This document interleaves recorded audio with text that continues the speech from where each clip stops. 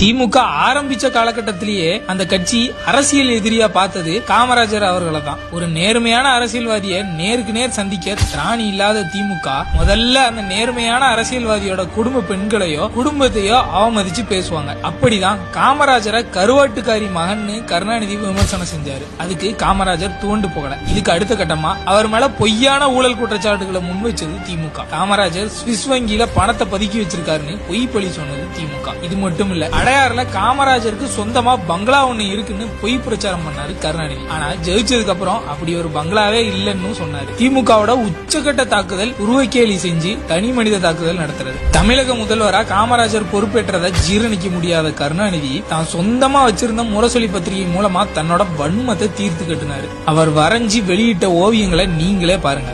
எருமை தோல்காரர், பனையேறி, அண்டங்காக்க, இப்படியெல்லாம் பெருந்தலைவர் காமராஜரை தொடர்ந்து அவமதிச்சது திமுக தான்.